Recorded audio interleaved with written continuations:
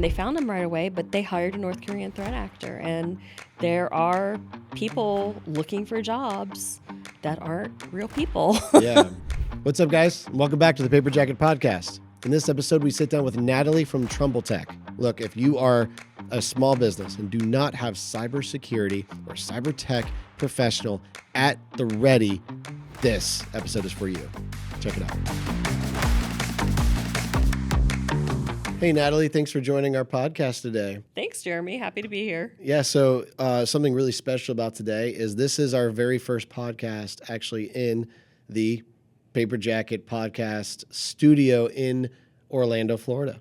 Awesome. It's beautiful in here. It I wish is everyone very could nice. see it all. Yeah. only two angles we can handle right now, but naturally, they can go on our social media, see some cool stuff. Yeah. But today's about you. I want to talk to you about your new partnership with Trumbull Tech. Oh, okay. I need to hear more about it. Okay, so I've been working with Rebecca. I've met her a few years ago. And what we're hoping to do is to bring some cybersecurity education to small business owners and help them understand what their risks are and kind of do it in a fun way, like, cybersecurity for the common person kind of thing. So when it comes to help us understand exactly who Trumbull Tech is, obviously cybersecurity, so Right. IT company. What do they do? So they actually concentrate on a very niche market. It's small businesses, very small businesses with 1 to 30 employees. And, they don't need the same type of infrastructure or cybersecurity as the larger organizations or even enterprises, right? So they're normally concerned with protecting their email, right? Protecting their end user devices like their laptops, phones, things like that. Those type of companies typically only have like Office 365.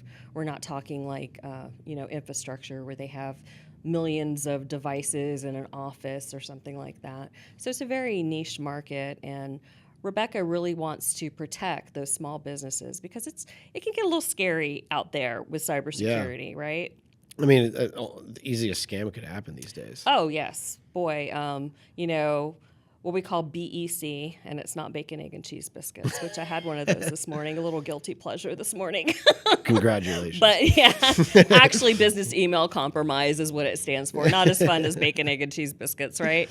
So that has really, the FBI puts out a report, and actually business email compromise has gone a little further down the list as far as the top 10 cyber crimes against small businesses, but it's risen dramatically as far as the financial impact. And typically these small businesses, they can't recover from an incident because what happens if a bad guy gets into your infrastructure, what they typically do is if they choose to ransom you or they choose to extort you in some way or they shut your systems down, you have to think, well, how long is a small business, how long can I continue to operate and stay in business without access to my Office 365 or my phone systems or things like that, right? Right. So when it comes to small businesses, why do you believe it's harder for them to recover than maybe a large business or something like that? What is the difference between those recoveries? Well, large businesses typically have a lot of redundancy, right, with their infrastructure. So they may have hardware or servers that are up and ready to go, right?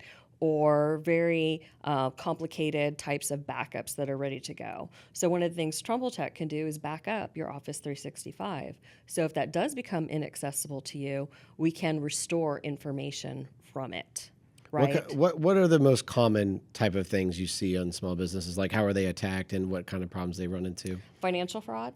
Okay. Things like, hey, believe it or not, someone was just telling me yesterday about how someone in their small company fell for the, hey, can you buy me a bunch of gift certificates? I'm in a meeting. Oh, no. Yeah, I know. The old, tried and true. I'm in a meeting. You can't reach me. I need you to buy these gift certificates and scratch them off and send me the PIN and the number, things like that. Yeah. Or even more nefarious is, we're very social, right? We're a very social society. Yeah. People are posting on Facebook, we're posting on LinkedIn, and we're posting things like, hey, I'm going on vacation with my family, right?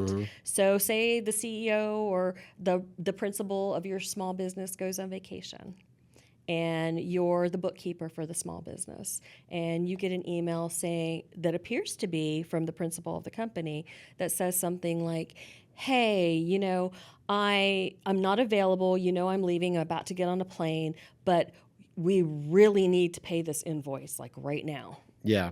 Right? Yeah. And they think it's coming from leadership. Right. So they're not going to question it as Right. much. They're not going to question it. Those types of, fraud or something like, oh, your Office 365 or your Microsoft 365 password is expired. You better click right here, right this minute, and reset that password. And it's always, I would think another client that would need this like today is our churches. So definitely. I grew up in church, and they're all sorts of sizes, right? Right. And one of the most recent scams that actually happened was a lot of the people in the congregation were getting an email from our pastor, that they thought same email address, all this stuff saying, hey, I'm doing something special for someone. Can you, let's all buy this gift card. Oh, yeah. I mean, it's getting to the point where I'm like, almost like I follow these scams to go like, oh, that's clever. It is clever. It's sort of impressive. Yeah, it was sort of impressive. Yeah. The one thing that hasn't changed since day one of these scams, remember the Nigerian prince emails back in the day? I've inherited money, but I need you to take care of it for me. The one thing that hasn't changed is that sense of urgency. It's so much easier to fake stuff now with AI. There's another scam going on right now is employment scams, where even small businesses may have remote employees. Trumbull has remote employees, right? So, if you hire someone via a Teams meeting or a Zoom meeting and you've never really met them, are they who they say they are? Are they a deep fake? And the story I always point back to is it could happen to anyone's story. Most people in this area have heard of Know before. They're actually a Clearwater, Florida cybersecurity company. And their specialty is phishing prevention. And Know before hired a North Korean threat actor. I mean, they found them right away because they had the right tools and processes in place, right? And they found them right away, but they hired a North Korean threat actor. And there are people looking for jobs that aren't real people. So you have to be very cognizant of that as a small business if you're hiring people. I mean, if you really want someone who works for you across the country to work for you, maybe it's worth your investment to fly them in, to meet them in person, or for you to go there and meet them in person. So are there ways to prevent this scam per se? Obviously there's ways to prevent, but are there, it's kind of inevitable. It's not when, it's not if, it's when. I'm glad you said that instead of me. So once something happens, what are you able to help them recover in that situation? Right. So the good thing about partnering with Trumbull Tech is, because we concentrate on small businesses, there are very affordable packages, which means we care more about, we care about you, small business to small business, right? So if you're already, a customer or a partner and you're already partnering with us, if something happens, you have someone to call, right? So you have someone to call to restore your Microsoft 365 access, or someone to call, say, when the principal accidentally clicks an email, because sometimes, it's not that we don't know not to do these things. Sometimes we're so busy doing, this here and that there, talking on the phone, responding to an email, and we get something and we click, and then after we click, we're like, ooh, I shouldn't have clicked on that. So to be able to pick up that peace of mind, to be able to pick up the phone, say, hey, I clicked on this. Can we do something to stop it? And what we would do? We would immediately log you out of all your Office 365 sessions, or Microsoft 365. Sorry, they like to change the name. All of your sessions, and let's change your password. And if we're super concerned, maybe we need to come visit you and do all this in person. Maybe this isn't something over the phone that we do, right? Yeah. And we can get you back in and rolling and say, hey, the tools that we have put in place, we can take a look at those tools and see, did it go any further? Once you clicked and you put in your username and password, did anything happen with that? Or did you call us so quickly that we nipped it in the bud? Right. Because it really, they're trying to rush us, but they being the bad guys. But when we realize we've done something wrong, the quicker we act, the better off we are, and we can usually stop them in their tracks. Why do you believe that your passion seems to be the niche of small businesses? Like I think we all care and are passionate about small businesses and stuff like that. But why do you want to specifically niche to them? Because I think they need us. They really do. And, as far as caring, I don't know if you follow Rebecca on Facebook or LinkedIn. She does a lot of things in the community. I do a lot of things in the community. I work with an association called the Global Technology Industry Association, and I actually serve on one of their councils for threat intelligence. So we just had a meeting yesterday, and we were discussing with the members who are companies like Trumbull Tech, this is what's happening right now in cybersecurity, at a more technical level, because this is technical to technical person. This is what's happening, and this is how you can protect the other small businesses that you work with, right? Yeah. So we are passionate about them. The small businesses, it may sound cheesy, but they really are the backbone of the American economy. And they're also the most targeted, right? Oh, yes. Over 80% of ransomware attacks actually target small businesses because they know they're the most insecure. Like Right. they're thinking, okay, well, the large businesses, that takes a lot to do. But I would say, and from what I know about tech and what I know about what I'm almost always having to help clients with in many ways, because they're always emailing me because I'm somewhat connected to marketing through video and stuff. They're like, hey, is this legitimate? This is an email from Meta. Oh, yeah. Every small business trying to do Facebook. Right. And they don't always know all the intricacies, right? Right. It's important to know, how does Meta communicate with you? And they've changed certain things, right? So there's ways to go around, different things like, okay, if I ever get an email, I'm not going to click on the email, then I'm going to go to the profile. Right. And see if there's a notification there. Exactly. In certain ways, not through Messenger. Right. But otherwise, I'll always send a notification. That's the only way that you can get it. Right. But all that being said, that's from experience. That's from paying attention, and which everyone should. But it's not if, it's when. Yes. And if you don't have someone to call, What are you could gonna be. do? It is catastrophic. Right. Speaking of that, one of the things that we can help with, one of the things I'm partnering with Trumbull Tech on, is I can help you create a very simple incident response plan. So when it does happen, we already have laid out the steps of what is it we should do. Yeah. Who should I call? Yeah. Back in the day, we used to pull out the Ethernet cord and disconnect you from. Now you have to turn off your Wi-Fi on your computer. Yeah. But things like turn off your Wi-Fi, disconnect the computer from the internet. Right. Yep. Call Trumbull Tech. Yep. Maybe call your cyber carrier. Yep. Maybe call your attorney. Yeah. Your cyber attorney. Yeah. Or your attorney friend from your association. We'll talk about cyber attorneys, cybersecurity, all that jazz. Right. Let's get into your background. Okay. Because you're a consultant with Yes. Trumbull Tech. Yes. Talk about how you got into this industry and everything. Oh, it's actually a really very circuitous path. Oh, yeah? Yeah. So I was a single mom at the time, actually, and I was working for a commercial real estate company. And one of the principals of the real estate company, this was back in the day before, computers are kids don't know how easy they have it. I've become my parents.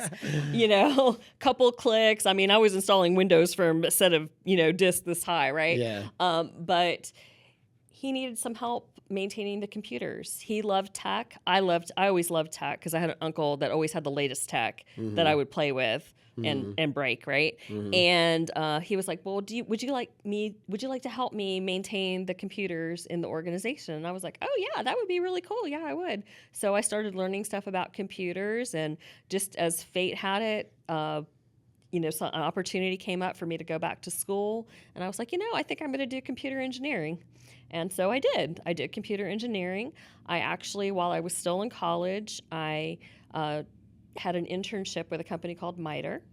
And MITRE actually publishes the CVEs. These are vulnerabilities in various vulnerabilities that are scored. And I worked for MITRE actually as a software developer for about 10 years. And then I got what I call the startup bug. I went to work for a startup that also worked in the Department of Defense space, and I worked for them a little bit. This was around the time of 9/11, so we had a lot of different people we were working with in the Department of Defense that we'd never worked with before, or not as much, like social scientists, because we didn't really understand the cultures of like Afghanistan and some of these other countries.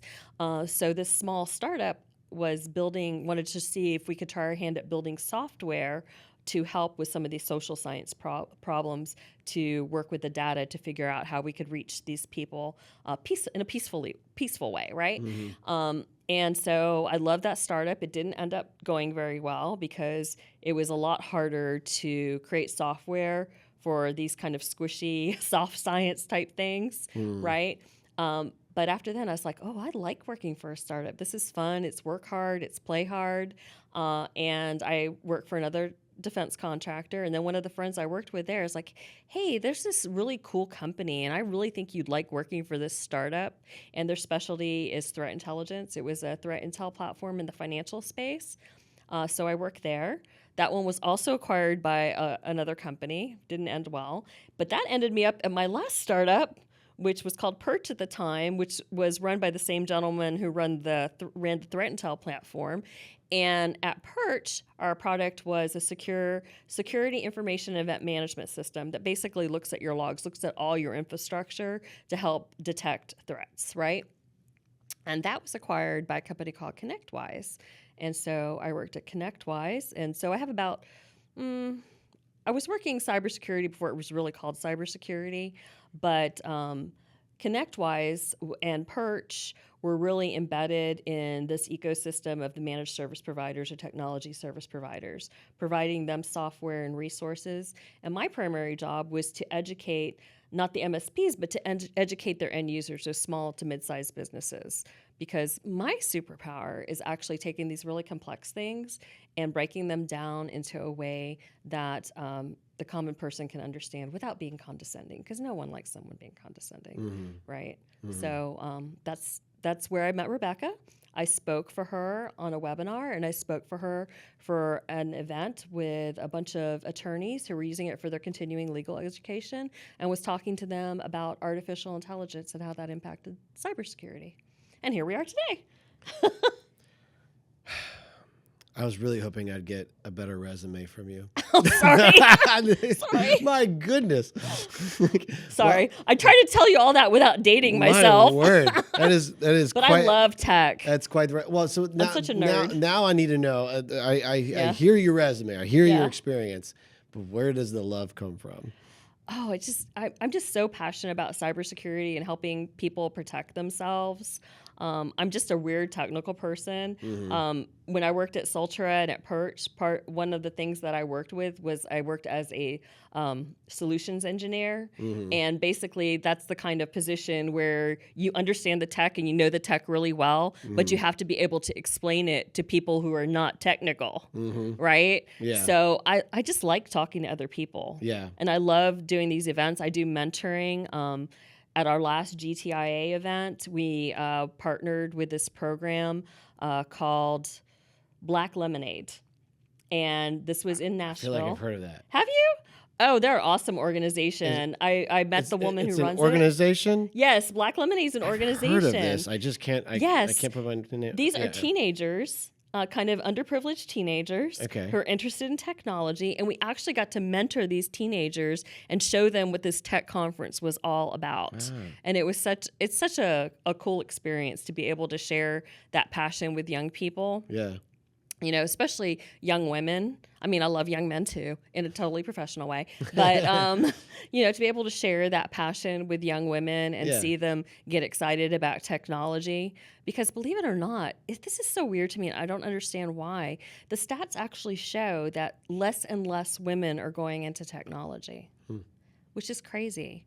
I mean, I'm used to being the minority in technology, which I've always found has been I shouldn't say always, but I would say about 90% of the time it's been to my advantage, because when you're the minority, you stand out and people usually remember your name, and they usually remember you. I'm not just some random of the millions of guys in technology. Sure. Right? Yeah. So, and all the women I know in tech, like Rebecca, gosh, I could just name so many people I know. We all are very passionate about mentoring young people and mentoring other women to come up in tech, because it's so much fun. Yeah. I mean, it's so much fun because you never stop learning. Now, if you don't want to keep learning, this is not the career for you.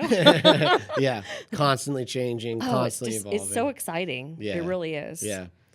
It's really impressive that Trumbull Tech, who is kind of like we're a small business who cares about small business. There's so much quality behind the product. I mean, the fact that you are part of this, you bring all this experience to say, I'm going to care about this mom and pop places. Oh, yeah. There's plenty of IT companies. Yes. I would say most IT companies do not sell anything below 5 computers that they're managing. Right. So the fact that you go 1 to 30 is crazy to me. Yeah. I know that you actually even help, someone without a business. They just, can I have an IT person, Yes. And that's really cool too. But talking about the business, I would even venture to say that if you're a small business who doesn't have cybersecurity involved in your business, not only is your business at risk, but your clients are the ones who are at risk, because what data are they stealing? If you have anything with email marketing, which you almost always have to, you have to have people's contact information. You have some kind of CRM, right? It doesn't matter who you are. You need to have someone to help you in cybersecurity. Right. And I think I actually am at the point where I kind of want to know if a business doesn't have that kind of thing. And more businesses are doing that. They're saying, hey, before I partner with you, before I'm willing to share my employee data or my client data with you, what are you doing from a cyber perspective? Yeah. And that actually is a great segue into the next thing. We can help with compliance. So if you're a small medical office and you have HIPAA compliance, or you're a small DoD contractor, CMMC, if you need help with that governance part, if you need help to write policies or do security awareness training, that's all things we can help you with. What I want to make sure we say in this podcast is that Trumbull Tech, while you guys care about small businesses, is not because you offer small.